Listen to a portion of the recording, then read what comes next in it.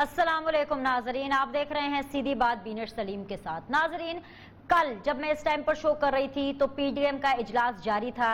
एक बड़ी लंबी ड्रिल थी, कोई 7-7.5 घंटे की, और जराए के एतबार से खबरें चल रही थी। कल के मेरे प्रोग्राम में इंफॉर्मेशन सेक्रेटरी पंजाब अजमा बुखारी साहिबा थी, सिंध से ऑब्वियसली शैला रजा साहिबा थी, बड़ी वेल कनेक्टेड है, बड़ा इंपॉर्टेंट ओहदा भी है उनका, पार्टी में सीनियर मेंबर हैं। जब उनसे मैंने उन जराए के एतबार से खबरों के बारे में पूछा तो उन दोनों ने उन खबरों को डिनाई किया और ये कहा कि जो खबरें हमें जराए के हवाले से दी जा रही हैं, ऐसी खबरें तो प्लांट कराई जाती हैं। लेकिन फॉर्चुनेटली या अनफॉर्चुनेटली कल रात को जो एलामिया आया तकरीबन 9-10 बजे के बीच में पीडीएम का, वो एलामिया वही था जो जराए के एतबार से खबरें चल रही थी। अब हुआ यह है कि प्रेस कॉन्फ्रेंस के अंदर भी मौलाना साहब और मरियम नवाज साहिबा ने बरमला पीडीएम के कल के सेशन में होने वाले डिफरेंसेस को सामने रखा। लेकिन एक चीज जो बड़ी अजीबोगरीब सी हुई वो ये थी कि ऑपोजिशन के अंदर जहां लीडरान बहुत बड़े हैं, बड़ी बड़ी उनकी लड़ाइयां हैं, बड़े बड़े उनके स्टेक्स हैं, उनमें स्पोर्ट्समैन स्पिरिट हमें नजर नहीं आई। इसलिए मैं कह रही हूं कि मौलाना फजलुर रहमान साहब आए, जबरदस्ती एक मेरे ख्याल से कोई 3 मिनट की गुफ्तगू करके जो है वो चले गए, और ये बता करके चले गए कि भाई लॉन्ग मार्च जो है वो अभी मुलतवी हो गया। और वो इसलिए मुलतवी हुआ है क्योंकि 10 जमातों में से 9 जमातें एक तरफ खड़ी थी और एक जमात जो कि पाकिस्तान पीपल्स पार्टी है वो बिल्कुल अलग खड़ी थी, और इस्तीफों के ऊपर जो है वो कंसेंसस डेवलप नहीं हुआ। तो लिहाजा भाई लॉन्ग मार्च तो तभी होगा जब पाकिस्तान पीपल्स पार्टी अपने इस्तीफों के बारे में कोई वाज़ेह हिकमत अमली तैयार कर लेगी। और ये कह के मौलाना साहब पीछे पलटे और चले गए। यहां तक कि वो मीडिया जो तकरीबन 7-8 घंटे से इन पीडीएम लीडरान को कवर करने के लिए बाहर मौजूद था, उनको भी मौलाना साहब ने केटर नहीं किया, उनसे नजरें चुराई और चले गए। तासुर यह दिया गया कि मौलाना फजलुर रहमान साहब पाकिस्तान पीपल्स पार्टी से नाला है, उनसे खफा हैं, लेकिन वो कहीं ना कहीं पीएमएलएन या मरियम नवाज से भी खफा थे। इसलिए क्योंकि मरियम नवाज ने उनको आवाज दी कि मौलाना साहब सवाल ले लीजिए, लेकिन उनकी आवाज देने पर भी मौलाना साहब नहीं रुके। एक चीज। दूसरी चीज ये कि ये बात अब वाज़ेह तौर पर सामने आ गई है कि पीडीएम के अंदर कौन सी पॉलिटिकल पार्टी कहां खड़ी है। यह भी कहा गया आज मौलाना साहब की तरफ से कि इस्तीफे एटम बॉम्ब की तरह लास्ट ऑप्शन नहीं थे, और फिर हमने देखा कि राजा परवेज अशरफ साहब आते, former prime minister, very senior member from Pakistan Peoples Party, और वो कहते हैं कि इस्तीफे लास्ट ऑप्शन ही थे। तो वो पीडीएम जो कि हुकूमत गिराने निकली थी उसमें खुद टूट फूट हो गई, उसमें खुद डिफरेंस ऑफ ओपिनियन, इख्तलाफ हुआ, इंतशार हुआ, इस बात पर, महज इस बात पर कि भाई इस्तीफे पहला ऑप्शन है कि आखिरी ऑप्शन है। अब मुझे नहीं पता कि आखिरी ऑप्शन कब होता है, कहां होता है, इसके बारे में हम जरूर बात करेंगे। इस पूरे सिनेरियो में हुकूमत का क्या स्टेटस है? हुकूमत खुश है भाई, हुकूमत तो जश्न मना रही है, उनको तो मजीद और टाइम मिल गया है। इमरान खान साहब बिल्कुल प्रेशर से बाहर चले गए हैं, बिल्कुल भी प्रेशर नहीं ले रहे हैं, वो अपने जिंदगी में मजे कर रहे हैं एज ए प्राइम मिनिस्टर, और कॉन्फिडेंट है। पीडीएम की टूट फूट का जिम्मेदार कौन है, ये $1 मिलियन क्वेश्चन है, और यही से मैं अपनी डिबेट का आगाज करूंगी। आज बड़ा मोतबर पैनल मेरे साथ मौजूद है। सबसे पहले 2 मुबारकबादें मैं दूंगी सेनेटर ऑन अब्बास बप्पी साहब को, पाकिस्तान तहरीक इंसाफ से उनका ताल्लुक है। अस्सलाम वालेकुम सर, मुबारकबाद, आप सेनेट का हिस्सा बने। और दूसरी मुबारकबाद ये है कि आप सीधी बात का हिस्सा बने। आई एम श्योर कि ये बॉन्डिंग हमारी चलेगी। बहुत शुक्रिया सर आने के लिए। दूसरी मुबारकबाद सेनेटर अफनानुल्लाह खान साहब आपके लिए है, well deserved. I am really happy that आप जैसी सेन वॉइस सेनेट का हिस्सा बनी, बहुत बहुत शुक्रिया। आप सीधी बात का पहले भी हिस्सा रहे हैं, उम्मीद करती हूँ आगे भी रहेंगे। अब तीसरे बंदे को मुबारकबाद देनी है कि क्या देना है मुझे नहीं पता। हैदर भाई अस्सलाम वालेकुम, बहुत बहुत शुक्रिया ज्वाइन करने के लिए। मुझे तो नहीं लगता कि कोई मुबारकबाद देने वाली कोई सिचुएशन है। आप ही मुझे बता दीजिए कि जो पीडीएम में टूट फूट हुई है उसके जिम्मेदार कौन है? बाकी सारी जमातें तो कह रही हैं कि पाकिस्तान पीपल्स पार्टी उसका जिम्मेदार है, आप क्या समझते हैं? Who is responsible? बिस्मिल्लाहिर्रहमानिर्रहीम, बहुत शुक्रिया, और तमाम ऑनरेबल सेनेटर्स को भी मैं वेलकम करता हूं, and I wish them well during parliament their stay, and I hope they put in valuable input. देखिए बीनेश, पीडीएम में कोई टूट फूट नहीं है। ये यकीनन एक ख्वाहिश हो सकती है।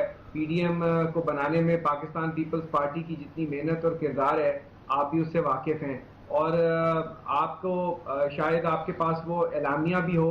आपके प्रोड्यूसर साहब को भी मैंने भेज दिया है, प्रोग्राम शुरू होने से पहले अगर आपको कंप्यूटर स्क्रीन पे दिखा दें उस एलानिया में कहाँ लिखा हुआ है कि इस्तीफे जो हैं वो लॉन्ग मार्च से पहले दिए जाएंगे। सबसे पहले तो उसमें ये लिखा हुआ था कि मुल्कगीर जलसे होंगे, हमने किए।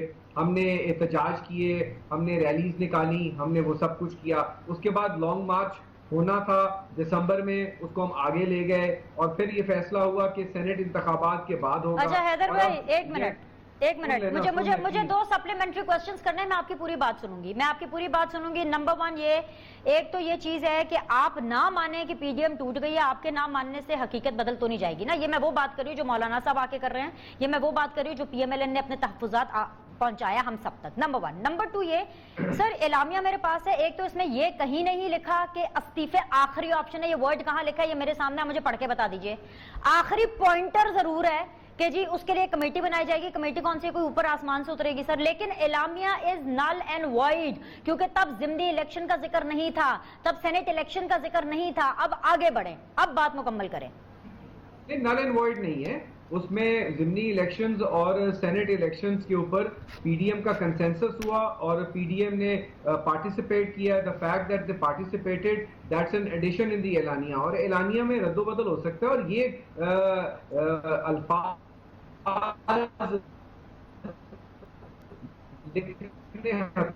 पॉइंट है, वो तमाम पॉइंट्स के बाद है। देखिए मुझे बताइए, जब आप रेजिग्नेशन दे देते हैं, हमने वो रेजिग्नेशन नहीं देना जो माजी में पीटीआई ने दिया, तनख्वाहें भी लेते रहे और फिर मिलते तरले करके बैक डोर से कि जी हमें खुदा के लिए हमें बचाएं, आधे लोगों ने पैसे वापस नहीं किए। हमने वो काम नहीं करना। हमने ये करना है कि अगर हमने फर्ज करने रिजाइन करना है तो रिजाइन के बाद की भी तो स्ट्रेटजी है ना। रिजाइन करके हमने जो है आवारागर्दी के लिए सड़कों पे तो नहीं निकल आना। बात यह है कि आपके पास रेजिग्नेशन के बाद का भी फ्रेमवर्क होना चाहिए, जो कि पीडीएम की क़यादत ने अभी उसके ऊपर फैसला साजी करनी है और रेजिग्नेशन के बाद का मंजरनामा क्या होगा। तो ये सब बातें होनी है। देखिए ये एक अलायंस नहीं है, ये इलेक्शन अलायंस नहीं है, it's a movement for democracy. और ये क्या बात कर दी की तरह नहीं है। वाह वाह वाह वाह, movement for democracy. Sir hold रखें, क्या मतलब, क्या गोल्डन अल्फाज निकले, जमहूरियत, डेमोक्रेसी, ये अल्फाज वैसे ही आप लोगों के मुंह से बड़े अच्छे लगते हैं। मैं आती हूँ इस बात के ऊपर, मैं सप्लीमेंट्री क्वेश्चन आपसे करूंगी, लेकिन मैं पहले अफनान एंड बप्पी साहब को शामिल कर लूं।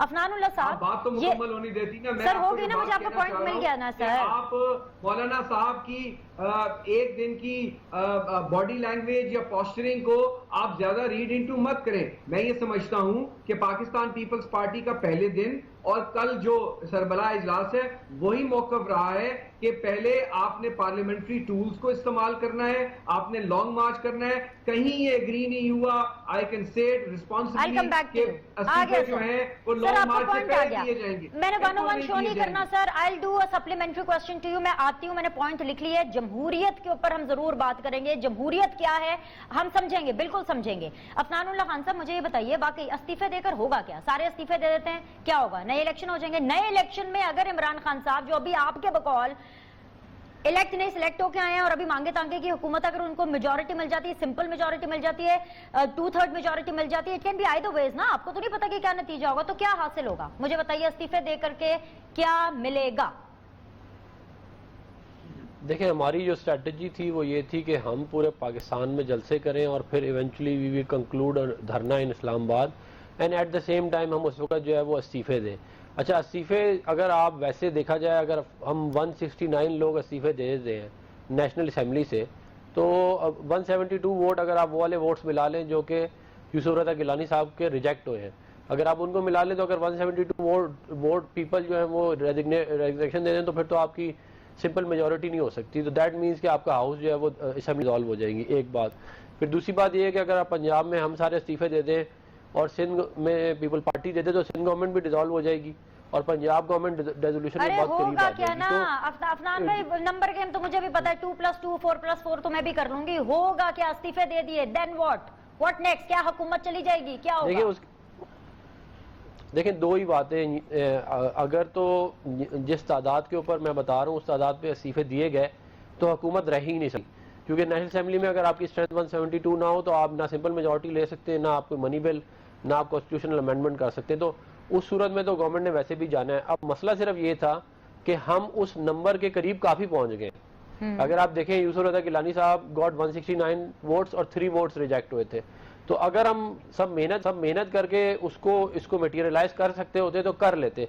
हमारे पास एक गोल्डन अपॉर्चुनिटी थी जब इनका ये जो वोट ऑफ कॉन्फिडेंस हुआ तब उसको रोक लेते, या अगर नहीं रोक सके तो अब आगे किसी टाइम के ऊपर भी अगर सारे मुद्दे होकर इस्तीफे दें तो ये मैं आपको यकीन दिला रहा हूँ ये हुकूमत नहीं रह सकती, क्योंकि इट इज इम्पॉसिबल। आपके ना सिंध में गवर्नमेंट हो ना पंजाब में आधे से ज्यादा लोग इस्तीफे दे दें, विफाक में दे दें, बलूचिस्तान और KPK में भी बहुत बड़ी तादाद में दे दें, तो फिर ये ठीक है, ये आप ऑन पेपर कह सकते हैं कि जी हम बाय इलेक्शन करा देंगे, लेकिन इन रियलिटी अगर इतनी बड़ी तादाद में इस्तीफे आ जाए, 7 धरने हो, तो इट इज इम्पॉसिबल। क्या कहते हैं आके सप्लीमेंट्री क्वेश्चन आपसे पूछती हूँ, बप्पी साहब ये सारे इस्तीफे दे देंगे तो आपकी हुकूमत रह नहीं सकती, and please don't mind me saying this, आपका पहला शो है एज ए सेनेटर मेरे साथ, लेकिन इसका ये मतलब नहीं है कि सब अच्छा मैं पूछूंगी आपसे सर।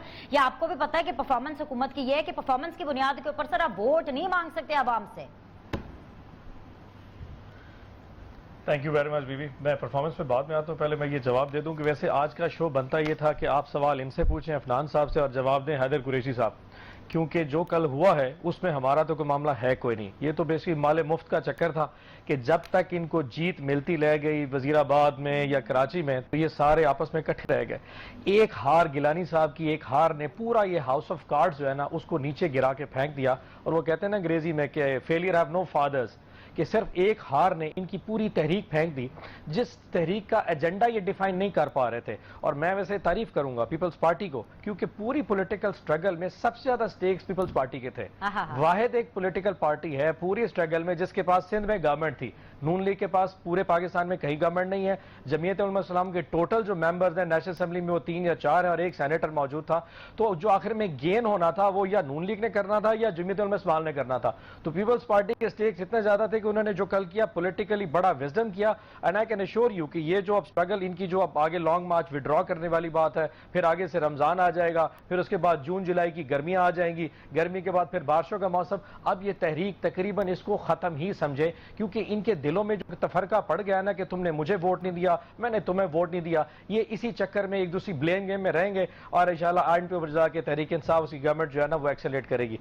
जहां तक गवर्नेंस की बात है ना जूथी भी, इस पे यकीन करें, मैं अभी 2-3 टॉक शो आज भी करके आया, मैं लोगों से पूछता रह गया कि ऐसी कौन सी इश्यूज हैं जिसके ऊपर आप बात करते हैं। प्राइम मिनिस्टर इमरान खान की गवर्नमेंट का जो विजन है, जो एक एक्सेलरेट कर रही है, हम बिल्कुल ऑन राइट ट्रैक आ चुके हैं। एक इकोनॉमिक फिगर्स जो है ना आज के सिर्फ देखने शुरू कर दें, हर एक इकोनॉमिक फिगर्स में आपके साथ कंटेस्ट कर सकता हूं, फॉरेन रेमिटेंस से लेके सरप्लस रिजर्व से लेके इंपोर्ट एक्सपोर्ट का डेफिसिट तक, हर चीज पॉजिटिवली अपने नंबर्स पॉजिटिव में जा रहे हैं। अब उसका ट्रिकल डाउन इफेक्ट माइक्रो अच्छे से कंटेस्ट कर सकती हूं बप्पी साहब, लेकिन बात में I have to go for a break. आप तेल पे आ जाए बीबी, किसी चीज पे आ जाए, यस या बताइए। मुकम्मल करें sir, I have to go for a break. नहीं, महंगाई के एलिमेंट्स पे भी मैं हर चीज पे बात कर सकता हूँ कि आज मैं पूछ रहा था कि किसी ने मुझसे पूछा कि पेट्रोल, मैं भी आप बात करता हूं, मुझे किसी ने पूछा ये तेल क्यों महंगा हो गया, मैं किसी लंदन ब्रेंट के क्रूड प्राइसेस जनवरी में $47 पर बैरल पे जा रहा था, आज $67 पे क्रूड कर रहा है, 35% का इंक्रीज आ गया। अब ये चीजें प्राइस नीचे ट्रांसलेट करनी है। आरबीडी पाम ऑयल जो है जिसकी वजह से आगे तेल बनता है, वो पिछले साल मार्च अप्रैल में $550 पर बैरल के ऊपर जो है वो ट्रेड कर रहा था, आज $980 पे आ चुका है। उसका डायरेक्ट इंपैक्ट, जो चीज इंपोर्ट होकर बाहर आनी है उसकी ट्रांसलेशन नीचे आपको अफेक्ट करनी पड़ेगी। आप ये नहीं हो सकता कि हर चीज के ऊपर सब्सिडी दे और मुल्क पे कर्जे चढ़ाते रहे एंड पे जाके। ये वो चीजें जो हमारी कंट्रोल में नहीं, इनका किसी भी महंगाई का इशू डायरेक्टली हमसे ताल्लुक नहीं है, हमारी किसी खर्चे से ताल्लुक नहीं है, हमारे किसी ऐसी खर्चियों से ताल्लुक नहीं है जिसकी वजह से आवाम पिस रहे हैं। ये डायरेक्टली इंटरनेशनल प्राइसेस हैं, चाहे वो डॉलर है चाहे आरबीडी पाम ऑयल है। तो इसमें किस चीज के ऊपर आप हमें उसके ऊपर जो है ना वो मुर्द इल्जाम नहीं ठहरा सकती बीबी, प्लीज। ठीक है जी, मैं ऑपोजिशन से भी पूछ लेती हूँ, उन्होंने सुन लिया है। बप्पी साहब जिस तरह से कह रहे हैं महंगाई के ऊपर आप हुकूमत को मुर्दे इल्जाम नहीं ठहरा सकते। मुझे एक ब्रेक लेना है, ब्रेक के बाद वापस आएंगे तो गुफ्तगू के सिलसिले को जारी रखेंगे। Will be back in a bit.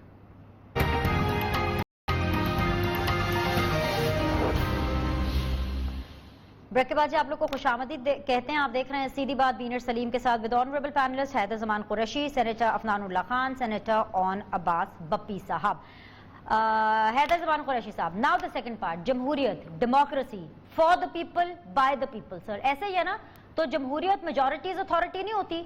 तो पीडीएम के अंदर जब 9 जमातें एक तरफ हैं, वो एक फैसला करिए, सही या गलत की मैं बात नहीं कर रही, आप बिल्कुल सही सोच रहे होंगे, जरदारी साहब का फैसला बिल्कुल ठीक होगा, लेकिन जब आप किसी इत्तेहाद में बैठते हैं, पीडीएम में बैठते हैं तो जमहूरियत तो यही कहती है ना कि मेजॉरिटी की बात सुनी जाए। आपने अलग अपनी एक 1.5 इंच की मस्जिद बनाई हुई है, अगर आपको इस्तीफे नहीं देने तो आप अपने रिजर्वेशंस खुल करके पीडीएम के सामने क्यों नहीं रख रहे बाकी 9 जमातों के, और उनसे कहेंगे भी हमारे ये मामलात है, ये हमारे स्टेक्स है, हमारी सिंध हुकूमत है। क्या आप पीडीएम के कंधे पर बंदूक रख के अपने तमाम मामलात सेट कराते रहेंगे और पीडीएम को यूज करते रहेंगे? आप साइड पर हो जाए पीडीएम से। देखिए विनिश, मैं नहीं समझता कि ये आपका सवाल जो है बहुत उस तरीके से पर्टिनेंट है। With all due respect, majority 11 जमातों में से इस बुनियाद पर डिटर्मिन नहीं होनी है एक जमात का वजन कि जी वो 1 आउट ऑफ 11 है, ठीक है। मेजॉरिटी डिटर्मिन होनी है उस जमात की रिप्रेजेंटेशन क्या है पूरे मुल्क में, उसने कितना वोट लिया है, उसकी कितनी रिप्रेजेंटेशन है पार्लियामेंट में, और कहां से आप उसको कह रहे हैं कि आप एग्जिट आउट करें। नंबर 1। नंबर 2 ये है कि हमने कब कहा कि हमने इस्तीफे नहीं देने? हमने तो कहा है कि मुनासिब वक्त के ऊपर, और 30 दिसंबर 2020 की जो डेडलाइन थी, पाकिस्तान पीपल्स पार्टी की क़यादत के पास जो पार्लियामेंट्री पार्टी है उनके इस्तीफे जमा हो चुके हैं as per PDM leadership requirement. अब इसका फैसला कि इस्तीफे कब देने हैं, किस वक्त पे देने हैं, मौजू वक्त पे देने हैं, इस पे कुछ लोगों की राय थी कि आप पार्लियामेंट में ही ना जाएं 2018 में। अगर हम उन लोगों की राय मानते तो आज का पता नहीं मंजरनामा क्या होता। और दूसरी बात यह है कि सेनेट इलेक्शन से पहले जब पीडीएम पार्टी की सेंट्रल एग्जीक्यूटिव हुआ उसके तो और लीगल एक्सपर्ट्स की बुनियाद पर कि सेनेट इलेक्शंस हो या असेंबली का प्रोसेस हो, वो नहीं रुक सकता अगर आप सारे दे दें। इस वक्त तक तो पीएमएल नवाज शायद पंजाब में नो कॉन्फिडेंस पर भी कायल नहीं हो रही थी, जो अब पॉसिबिलिटीज में से हो सकता है, या किसी और सूबे में या स्पीकर के खिलाफ। और हमने बहुत आदाब हासिल किए। जहां तक भट्टी साहब ने लपड़े हैं, एक हार सर, है, आपने हमने बहुत सारी पीपल्स जीत पार्टी ने अपने अहदाफ जरूर हासिल किए होंगे, लेकिन पीडीएम के इजलास के बाद इकोनॉमी पे इन्होंने बात की। सर, आप लोगों ने इंडिविजुअली अपने जो अहदाफ है वो जरूर हासिल किए होंगे, लेकिन सर इस इजलास के बाद आपको पता है कि नैब ने तलबी का नोटिस दे दिया मरियम नवाज शरीफ साहिबा को। 26 तारीख को उनको बुला लिया गया है। तो आपके अहदाफ पूरे हुए होंगे, पीएमएलएन के तो अहदाफ पूरे ही नहीं हुए। वो तो रोज नोटिस आते हैं मरियम नवाज साहिबा को, रोज नोटिस आते हैं ऑपोजिशन की जमातों को, पाकिस्तान पीपल्स पार्टी के लीडर को भी आते हैं, डिप्टी चेयरमैन सेनेट अभी रिसेंटली पेश होना शुरू हुए सलीम मांडवी वाला, खुर्शीद शाह साहब आज भी पाबंद सलासल है, नैब उनके खिलाफ कुछ नहीं ला पाई। तो नैब का आप जो है उसकी कारस्तानियां जो है उस पर अलग प्रोग्राम कर लें। तो आप इसको आइसोलेशन में ना देखें। हम नहीं समझते कि पीडीएम के आदाब हासिल नहीं हुए। PDM still on very much on track है। हमारा डिफरेंस ऑफ ओपिनियन किन चीजों पे हो सकता है, लेकिन उसके ऊपर बातचीत के जरिए मामला हल हो सकते हैं। लेकिन जो बात जिस पे मैं बात थोड़ी करना चाहूंगा, इकोनॉमी की जो कारस्तानियां बयान की हैं कि सब ऑयल प्राइसेस जो हैं आलमी फैक्टर्स हैं, यकीनन इंपोर्ट्स अगर कोई महंगी हुई है तो ये हुकूमत वक्त का काम होता है। मैं आपको 2-3 फिगर्स देता हूं, शायद बफी साहब देखेंगे तो शायद मेरी बात से एग्री कर जाएं। इनकी जब हुकूमत आई थी तो उस वक्त जो पेट्रोलियम डेवलपमेंट लेवी और फ्यूल पेट्रोलियम मसनूआत है उस पर जो टैक्सेशन है वो 20, 25, 30 रुपए से ज्यादा नहीं थी। इन्होंने उसमें 4 गुना इजाफा किया है। और जो नवाज शरीफ दौर में आउट गोइंग आखिरी साल था, 90 अरब रुपए का पेट्रोलियम की मद में टैक्सेशन टारगेट था, जिसको बढ़ाकर इन्होंने 250 अरब किया। और इस साल जो 30 जून खत्म हो रहा है, 450 अरब रुपया इन्होंने पेट्रोलियम मसनूआत पे टैक्सेशन से बजट में लिखा हुआ है इनके अपने डॉक्यूमेंट में। अगर और 50-50 रुपया पर लीटर ये डीजल और पेट्रोल के ऊपर ये टैक्सेशन ले रहे हैं, और हमें कह रहे हैं कि हमने एहसान किया। उसके बाद मुझे बताएं, चीनी जो है जो 50 रुपए की थी और आज 105 की बिक रही है, ये भी बैरूनी मामलात हैं पाकिस्तान से, तो उसका लेना देना कोई नहीं। टमाटर हो, प्याज हो, आटा जो 35 रुपए किलो था 90 रुपए किलो तक बिक रहा है, उसकी इन्फ्लेशन है। ये इनकी बैड गवर्नेंस है, ये इनकी नाअहली है कि 6 आईजी और 5 चीफ सेक्रेटरी तफसील करने के बाद भी पोस्टल बॉय इनको नहीं मिला पंजाब में, इनके अपने चीफ मिनिस्टर। और ये तो जनूबी पंजाब से, मुझे बताएं वो सूबा कहां गया, वो सेक्रेटेरिएट कहां गया? अभी इनके चीफ मिनिस्टर बहुत लंबी बात हो गई, बारी बारी कर लेते हैं ना, जवाब भी लेना। आगे आपका पॉइंट। इनकी गवर्नेंस अवाम नहीं 1 मिनट 500 सर आ गया ना, सर आ गया आपका पॉइंट। बाकी नहीं, पार्टिसिपेंट भी हैं, जवाब नहीं लेना आपने बप्पी साहब से कि अपने सवाल छोड़ के आपने चले जाना शो में। टैक्स लगाए है, नेपरा एक्ट में इन्होंने तरमीम करके एक सरचार्ज लगाए कि हमने सर मुझे पता है गवर्नेंस के बहुत मसाइल हैं, आपके पीडीएम के झगड़े सॉर्ट आउट हो, हमारी अटेंशन वहां से हटे तो फिर ही ना। आप भाई पीडीएम के इजलास से पहले, पीडीएम बनने से पहले सिंध के अंदर गवर्नर रूल की आवाजें आ रही थी। अब गवर्नर रूल नहीं हो रहा, सिंध की परफॉर्मेंस पर हम बात नहीं करते पीडीएम के चक्कर में। सर आपके लड़ाइयां खत्म हो तो मैं शो के अंदर इनकी गवर्नेंस डिस्कस करूँ ना। Okay I heard you Haider भाई, please relax. Afnan governor rule लगाएगा। अच्छा जी। फवाद चौधरी साहब भी कहते थे हम आ रहे हैं, अली जैदी भी कहते थे आ रहे हैं, चले। वजीर आजम कहते हैं अफनान। सिंध नहीं जाऊंगा। 26 तारीख को जो मरियम नवाज साहिबा की पेशी है नैब में, आप लोगों ने उसके लिए तैयारी कर ली? क्योंकि इस दफा इस्तकबाल भी आपका ठीक ठाक होने वाला है, सिर्फ पुलिस नहीं होगी, रेंजर्स भी हो सकती है, तो आपने तैयारी कर ली है? हम इंशाल्लाह पूरी तैयारी करके जाएंगे वहाँ पे। और हम देखें एक पॉलिटिकल पार्टी है लाहौर जो है वो हमारी पॉलिटिकल बेस बड़े अरसे तक रहा है, और मरियम नवाज साहिबा पाकिस्तान की मकबूल तरीन लीडर है, तो ज़रूर क्या कहते हैं हम अपनी पूरी तैयारी करके वहाँ पे जाएंगे। और जो भी फिर वहाँ पे देखें नैब के मामलात जो हैं वो तो सारी दुनिया के सामने हैं। नैब जो है वो पॉलिटिकल इंजीनियरिंग टूल है और इसको इस्तेमाल किया जाता है मुखालफिन को दबाने के लिए।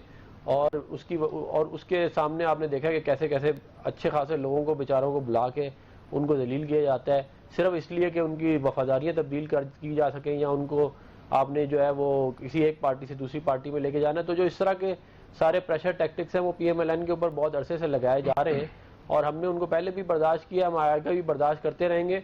और इंशाल्लाह बहुत ज़बरदस्त किस्म का क्या कहते हैं उनको हम उधर 26 मार्च का जो है उधर हम अपने लोगों को इकट्ठा करेंगे, और इंशाल्लाह जो भी होगा फिर हम उसको देखेंगे। मैं इन्फ्लेशन के ऊपर थोड़ी सी बात करना चाह रहा था। देखें 2016 की एवरेज इन्फ्लेशन 3.2% थी, जो कि 2017 में बढ़ के 4.4% के करीब चलेगी और 5.08 के ऊपर चली गई 2018 में।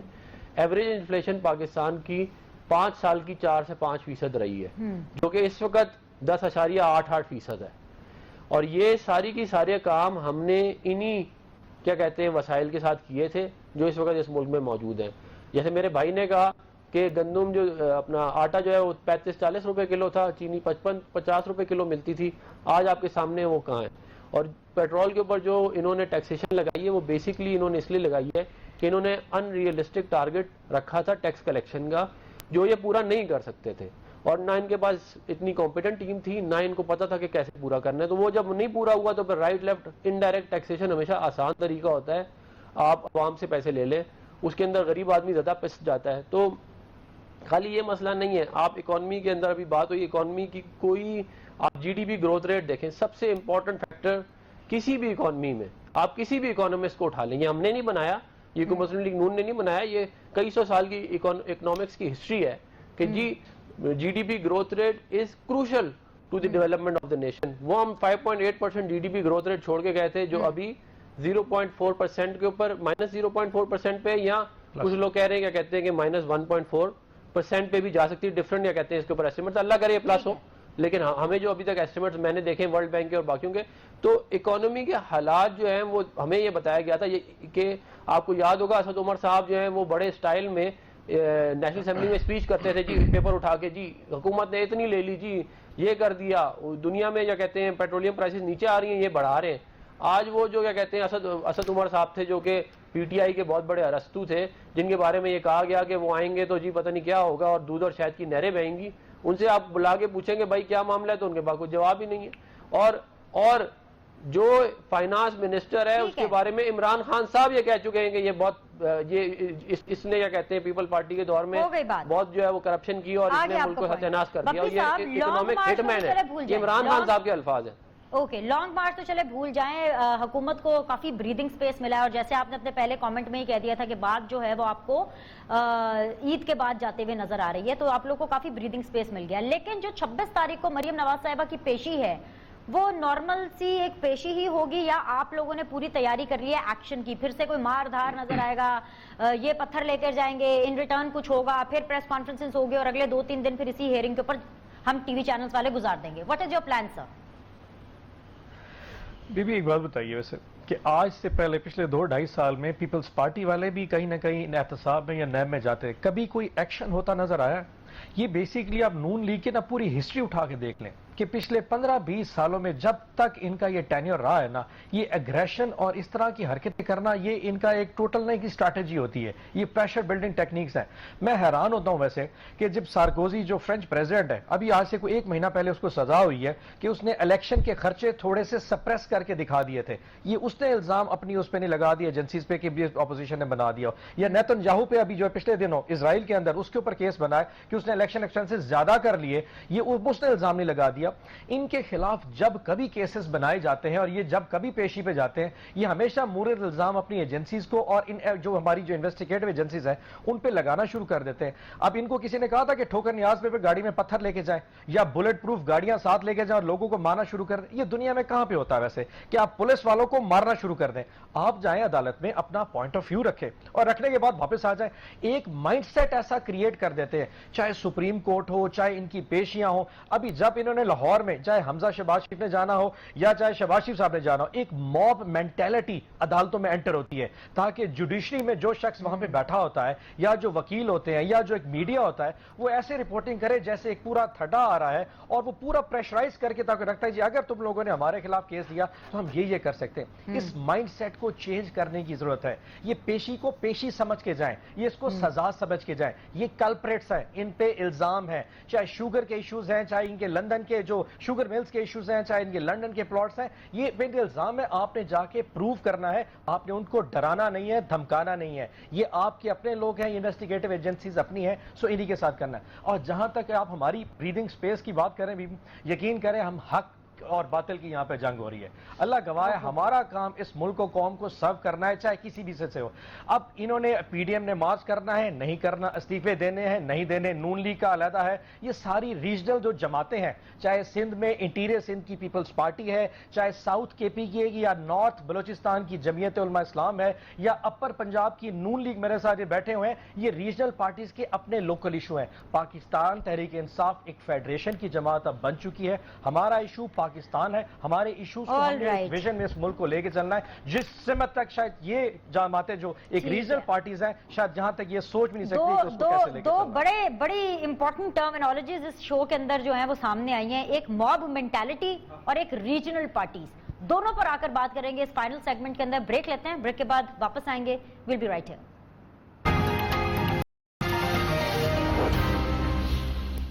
ब्रेक के बाद जी आप लोग को खुशामदीद। अफनानुल्लाह खान साहब मेरे साथ मौजूद हैं, ऑन अब्बास बप्पी साहब मेरे साथ मौजूद है, हैदर ज़बान कुरैशी साहब मेरे साथ मौजूद है। फाइनल राउंड ऑफ डिस्कशन है। अफनान, एक चीज जो मैं पूछना चाह रही थी, बप्पी साहब ने उसकी तरफ इशारा किया, ठीक है, द मॉब मेंटालिटी, ऑब्वियसली उसको भी आप रिस्पॉन्ड करेंगे, you people have a mob mentality, और इसके अलावा रीजनल पार्टी। लेकिन एक हमजा शहबाज शरीफ साहब का उन्होंने जिक्र किया। हमजा साहब जो है वो जमानत पर बाहर तो आ गए हैं, जमानत उनकी मंजूर तो होगी, लेकिन मुझे लग रहा है वो घर से बाहर नहीं आ रहे। अब कल इतनी बड़ी हाई लेवल मीटिंग थी, हमजा शहबाज साहब किधर थे? Do you know about it? देखें, हमजा जो है उन्होंने तकरीबन कोई 20 महीने की जेल काटी है और बड़ी सख्त जेल काटी है। बीच में उनको कोरोना भी हो गया था, तो मेरी उनसे मुलाकात हुई थी तकरीबन कोई 1 हफ्ता पहले। उधर नैब कोर्ट में शहबाज शरीफ साहब की पेशी थी, उधर ही मेरी उनसे मुलाकात थी। तो कमज़ोर भी काफ़ी मुझे लगे। तो अब ज़ाहिर है एक बंदे ने इतनी लंबी चौड़ी, क्या कहते हैं, पार्टी के लिए भी कुर्बानी दी है और इतनी लंबी जेल काटी है, तो ज़ाहिर है उनके कुछ टाइम तो उन्हें लगेगा, क्या कहते हैं, नॉर्मल जो उसमें आने के लिए। और मेरा ख्याल है कि हर जगह जो है वो हर बंदे को पहुंचना ज़रूरी भी नहीं होता, और हमारी पार्टी के और बड़े बड़े लीडरान उधर मौजूद थे। तो जहाँ तक दूसरी बात आपकी रहेगी मॉब मेंटालिटी की, देखें, मैं आज भी मैं नैब कोर्ट में ही था, सुबह शहबाज शरीफ साहब से भी मुलाकात हुई, तो कुछ भी नहीं था, हम आराम से गए अंदर, उनसे आगे बात की और वापस आ गए। हमने कोई जाके कोई मार धाड़ कोई, हालांकि शहबाज शरीफ साहब हमारी पार्टी के सदर हैं, उन पे बेबुनियाद और मतलब के केसेस बनाए हुए हैं जिनका ना कोई सारा है ना पैर है, लेकिन हमने उनको उसके बावजूद हम उनको फेस कर रहे हैं। और फिर मेरे भाई ने बात की है, कहते हैं, पुलिस को मारने की, और जो क्या कहते हैं ये जो कल्चर हमने प्रमोट किया। देखें, इमरान खान साहब ने धरनों के दरमियान ये वाली बात की कि IG इस्लामाबाद को मैं खुद फांसी दूंगा, ये ऑन द रिकॉर्ड है, ठीक है ना। फिर उन्होंने कहा कि अगर कोई पुलिस वाला रोके तो तुम उसको मारो। फिर उन्होंने कहा कि जो पार्लियामेंट की, सारे पाकिस्तान ने देखा पार्लियामेंट की जो दीवारें हैं उनको उन्होंने तोड़ा। फिर उन्होंने कहा वजीर आजम को अपना प्राइम मिनिस्टर हाउस से निकालो और उसको घसीटो, ये इमरान खान साहब के अल्फाज हैं। कभी आपने मियां मोहम्मद नवाज शरीफ साहब के मुंह से इस तरह के अल्फाज सुने तो आप हमें कोट करें। तो ये मियां बात साहब जो तो है बड़े ये अच्छी है कॉन्फिडेंट है कहना, अफनान, लेकिन मियां ना साहब हम तो बड़े कॉन्फिडेंट हैं। और बल्कि मरियम बीबी कल थोड़ी सी डिसअपॉइंटेड लगी, लेकिन एक चीज की अप्रिसिएशन जो बनती है कि जब वो मौलाना साहब चले गए मीडिया से आंखें चुरा के, मरियम नवाज वहां पे डटी रही और उन्होंने तमाम सवालों के जवाब दिए, तमाम जो अंदर की बातें थी मीटिंग के अंदर उनको एंडोर्स भी किया। सो मियां साहब बड़े कॉन्फिडेंट है। हैदर जमान कुरैशी साहब, फाइनल कमेंट लूंगी आपसे, 1 मिनट आपका, 1 मिनट में बप्पी साहब को लास्ट देना चाहती हूँ। 1 मिनट में मुझे बता दीजिए, आपने कहा था बातचीत से मसला हल हो जाएगा, अगली बातचीत कब हो रही है पीडीएम की? अगर आपके लिहाज से पीडीएम नहीं टूटी तो आप नहीं मान रहे, बता दें, कोई ब्रेकिंग दे दें हमें, अगली मुलाकात कब है? बहुत जल्द होगी। और आप देखिएगा कि ये सारे मामलात जो हैं ऑन ट्रैक चल रहे हैं और मार्च के अंदर बहुत सारी और चीजें होनी है और हमने मिलकर करना है। लेकिन मैं एक बात पे I will, you have to give me time because that will be not very appropriate अगर आप मुझे बात ना करने दें। इन्होंने हमें कहा है कि हम एक रीजनल पार्टी हो गए हैं। मुझे नहीं पता कि इनकी रीजनल पार्टी की डेफिनेशन क्या है। अगर तो रीजनल पार्टी उसको कहते हैं जिसने अभी इनको पटखा है मलीर के इलेक्शन में, और मलीर अंदरूने सिंध का इलाका नहीं है, तो मुझे नहीं मालूम। और ये फैसल वाडा की जो सीट है 249, यहाँ पे भी हम इनको हराएंगे और इनको पता चल जाएगा कि रीजनल पार्टी क्या होती है। हाँ, रीजनल पार्टी वो जरूर होती है जिसके 27 सेनेटर्स हों सेनेट में, और जो चेयरमैन सेनेट है और जो डिप्टी चेयरमैन सेनेट है वो दोनों पीटीआई को ना मिले, और वो रीजनल पार्टी देते हैं जिनकी पाकिस्तान में आगे नहीं आ गया।